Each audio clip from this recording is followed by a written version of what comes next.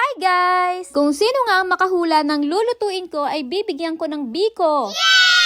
At simulan na natin! At dahil first time ko nga magluluto nito ay naglagay lang muna ako ng 1 cup of glutinous rice. At syempre, 1 cup of coconut milk. Hinugasan ko na nga ng 2 beses ang glutinous rice, saka ibinuhos ang gata at aking isinalang na para bang magsasaing lang. At nang maluto nga ay inilipat ko sa gasol, niglagay ako ng gata at puting asukal. At walang katapusang halo. Nang makita ko nga na okay na ang texture niya ay inilipat ko na dito sa baking pan. At dahil wala naman akong bilao dito at wala rin akong mapagkukunan ng dahon ng saging ay dito ko na lang siya inilagay. Ipa-flat lang natin hanggang maging even at makover niya ang bawat sides. At ang sunod na gagawin naman natin ay ang latik. 2 cups ng gata at dark sugar. Hindi naman talaga ako kahiligan sa kakanin, pero dahil sobrang tagal ko na ngang hindi nakakatikim ay magkikrave ka na lang. Pag nakita mo nga na kumukulo na siya at lumapot na ay goods na yan. Lagay na natin dito sa ibabaw ng malagkit at saka natin i-spread ang latik. Dahil first time ko nga lang mag-try nito ay alam kong hindi siya ganoon ka-perfect. At habang niluluto ko nga yung latik ay takam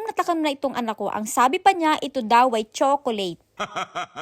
At pagkasabi niya nga ay hindi ko ba alam kung anong mararamdaman ko kung matutuwa ba ako o maiinsulto. Pero vesh, tinikman ko, masarap siya. Hanggang dito na lang po muna. Thank you for watching, kabayan!